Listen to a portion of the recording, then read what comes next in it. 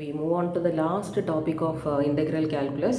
அதில் வந்து எப்படி ஒரு டெஃபினிஷன் பேஸ்டாக, அதாவது ஒரு basic concept of integral calculus அப்படிங்கிறது ஒரு சம்மேஷன். டிஃப்ரென்சியேஷன்றதுக்கு ஆப்போசிட் இன்டெக்ரேஷன் இல்லையா. Integral is to put together. So it's a sum actually.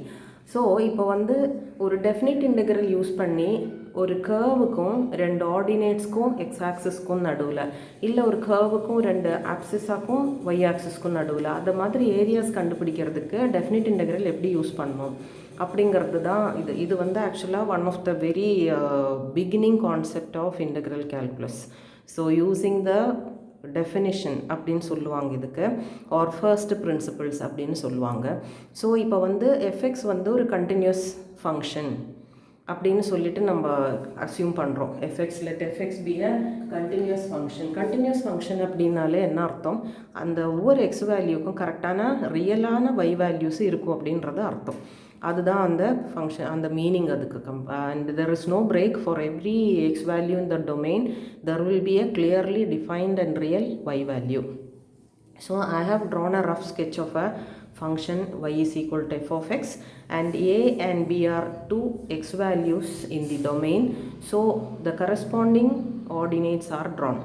So அந்த ரெண்டு ஆர்டினேட்ஸ்க்கும் எக்ஸ் ஆக்சிஸ்க்கும் நடுவில், அந்த கர்வுக்கும் நடுவில் பைண்ட் ஆகிருக்கிற ஏரியா, ஆக்சுவலி அதுதான் வந்து integral a to b fx dxனாலே அர்த்தம். ஸோ இங்கே வந்து நான் அந்த ஏரியாவை நிறைய ரெக்டாங்கிள்ஸாக பிரிச்சிருக்கேன்.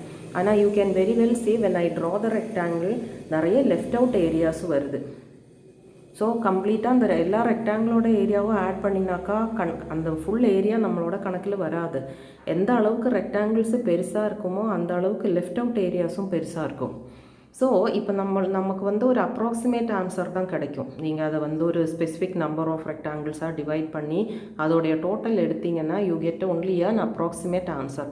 If you want a very ஆக்குரேட் answer, almost nearest value of the answer, then you have to divide this area into infinite number of rectangles. அதாவது number of rectangles n tends to infinity. Limit n tends to infinity, h tends to 0. n infinity, அதாவது number of rectangles நிறைய வந்ததுன்னா அந்த h வந்து கம்மியாகிண்டே வரும். That is why we write h tends to 0. Both mean the same. Of sigma na sum of from 1 to n. We are dividing it into n rectangles. So sigma 1 to n h into f of a plus rh. r என்றது ஆரோட value தான் 1 to n வந்து டிஃப்ரெண்ட்டாக வரப்போகுது. And h into f of a plus rh இதோடைய sigma as you apply the value of r from 1 to n, where h is b minus a by n. இந்த total width வந்து b minus a. அந்த விட்த்தை தான் நம்ம வந்து n different ரெக்டாங்கிள்ஸ்க்கு ஈக்குவலான விட்தாக divide பண்ணுறோம். So many எவ்வளோ ரெக்டாங்கிள்ஸாக பிரிக்கிறோம், n rectangles. So h is b minus a by n. So this is the final formula we will be using to calculate integral a to b fx dx. And when you get your answer, you can always verify it using the definition of definite integral. Integral a to b fx dx will be fb minus fa. அந்த calculation போட்டு இங்கே வந்த ஆன்சரை நீங்கள் கண்டிப்பாக verify பண்ணிக்கலாம். And there are certain formula you require in order to solve the problems given in exercise 2.11.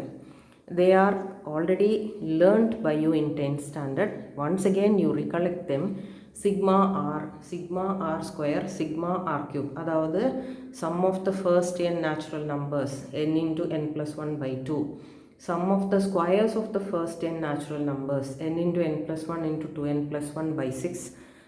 Cube of sum of the cubes of first n natural numbers n into n plus 1 by 2 the whole square. அது வந்து sigma r அதோடைய whole square.